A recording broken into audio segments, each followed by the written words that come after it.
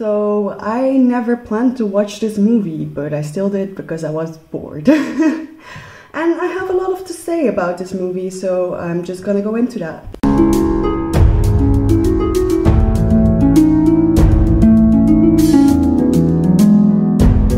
In case you don't want to wait until the end of the movie to like know if it's worth watching or not, you can go watch this movie if you're like in for a mindless good bit of fun, but don't want to like be challenged by the movie with new ideas, or like, yeah, don't want to be challenged at all, just brain off, enjoy, haha, punching, cool, yeah, fun. That's a good movie to go see, but don't expect much more from this movie, honestly. The main character of the movie is Jaime Reyes, who returns to Palmyra City after like going to university, and he's like, it's like a big deal because he's the first one from his family to like graduate like that and go study like that. And we quickly learn that his family has like financial trouble caused by the company Cord.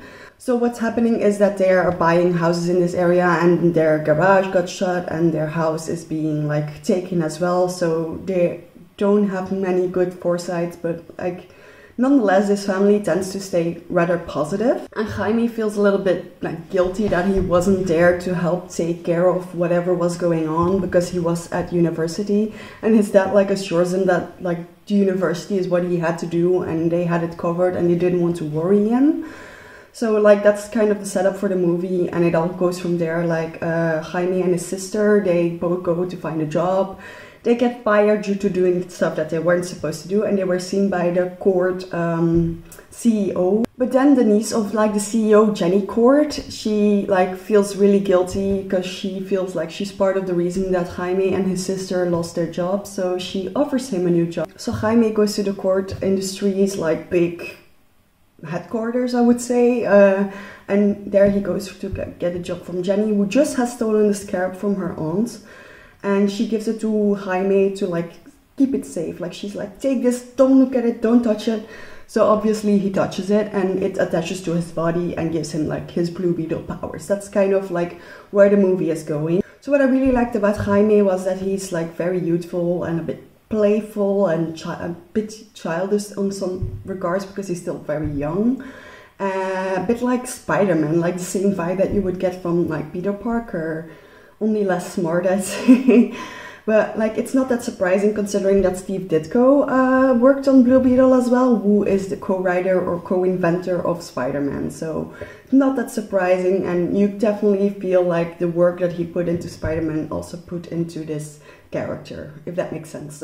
So the actor who plays Jaime, Xolo Mariduena, I'm not sure if I'm pronouncing that right, I'm probably not, I'm sorry for butchering this name, but like he's very charismatic and fun to follow through this movie. Like he's a very good actor as well, I would say. Like I enjoyed his performance throughout the whole movie, and I feel like he made everything very believable. Like he acted like a very believable teenager, how he would act in every scenario.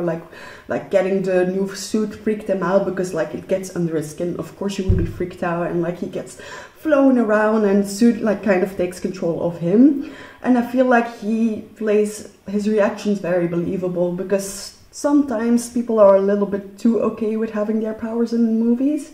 I would say like, yeah, I just feel like this kind of reaction is more believable than, oh, this shit is so cool. Like, no, of course you will be freaked out at first, especially if a scarab just came into your skin and stuff like that. So I felt like he did a really good job, and most of the actors did actually. Like I enjoyed most performances except for George Lopez, but I will get into that a little bit later. The thing about this movie is that you have to be very okay with like having a new origin story. Like this gave me Tobey Maguire's Spider-Man kind of vibes, like testing out the powers, learning how to work with them and using them for good. And like I feel like we haven't gotten like a good origin story like in a while, because I feel like movies are tending to try and shy away from that, or they just make them unbelievably boring. And like this feels a little bit more energetic, which makes it more fun.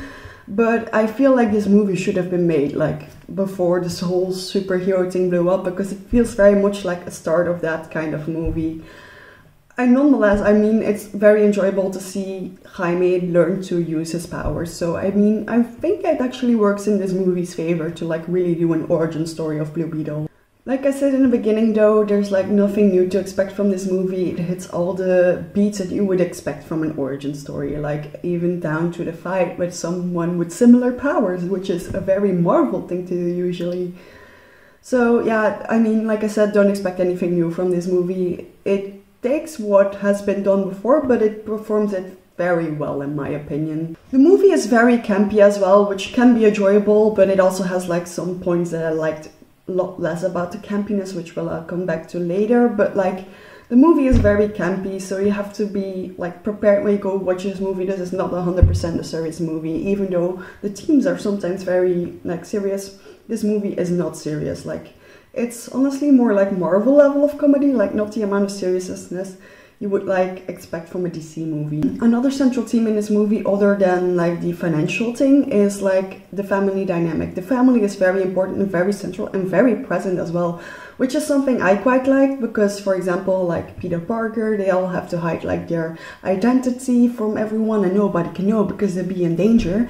And I like that they also address the fact that this danger is very real. Like, the Reyes family comes into a lot of danger because they know about Jaime, because they support Jaime and they try to help Jaime. I've been saying, don't take a shot every time I say Jaime, please.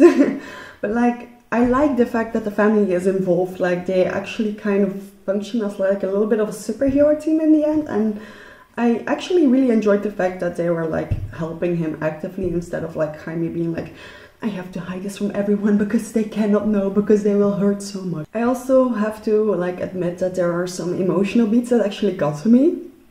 This is a big spoiler, so if you don't want to hear this and you still want to see the movie, like skip to this timestamp that I'm gonna put somewhere over here. But like, there's this moment where the dad is actually talking to Jaime about like the fact that he doesn't know what his purpose is and that it's mostly now, right at that moment, it was to talk to Jaime.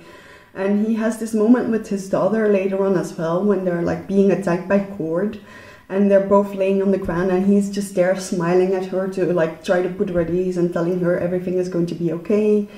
And the dad then ends up dying. And I feel like that really hit me because it felt like this dad was really someone that loved his children, was there for his children, and I don't know, it really worked emotionally for me for some reason. Like, I think this is one of the best things in this whole movie, is this whole thing with the dad, and the dad later on like being in Jaime's mind to like motivate him and stuff like that. Like, this moment just really worked for me. Overall, the movie looks really good. The effects are great. I like the designs of like certain aspects from the suit as well. I got to know Blue Beetle through the Injustice game.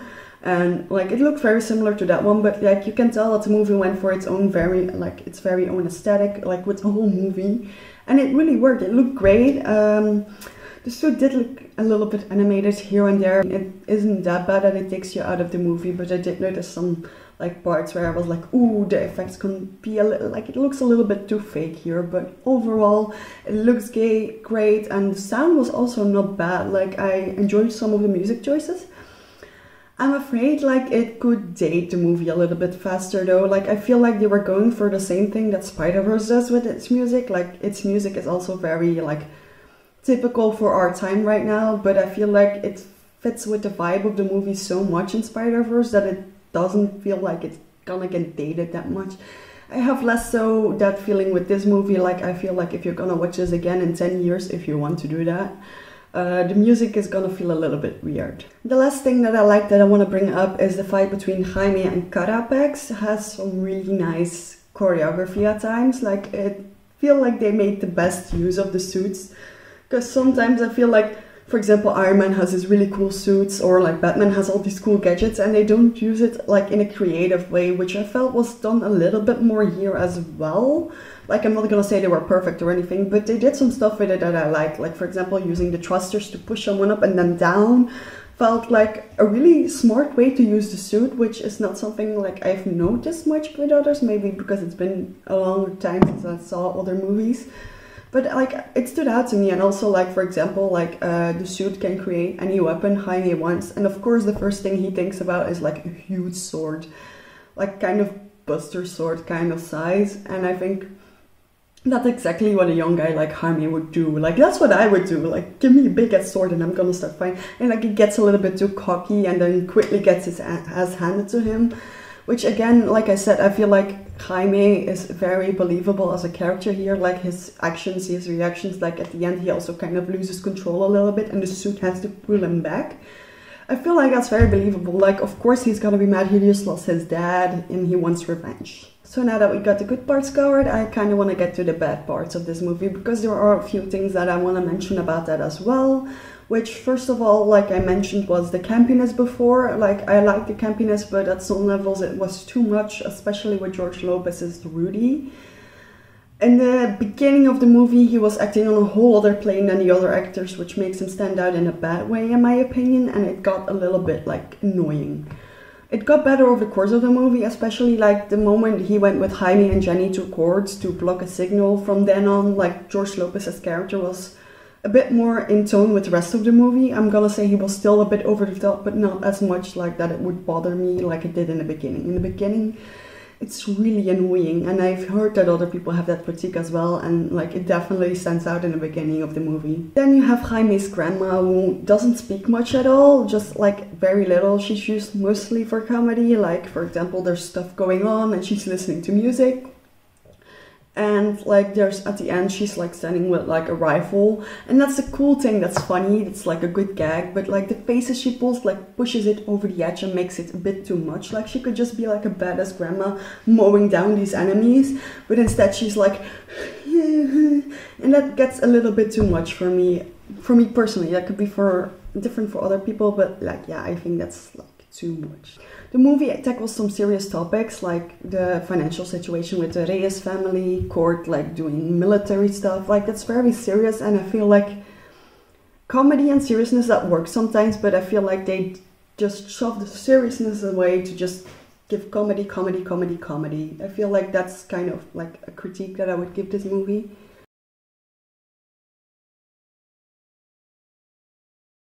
The saddest thing about is like at the end of the movie, like the whole Reyes house has been destroyed and the neighborhood comes together like to help the Reyes family. Like they brought food, they want to support them, and etc.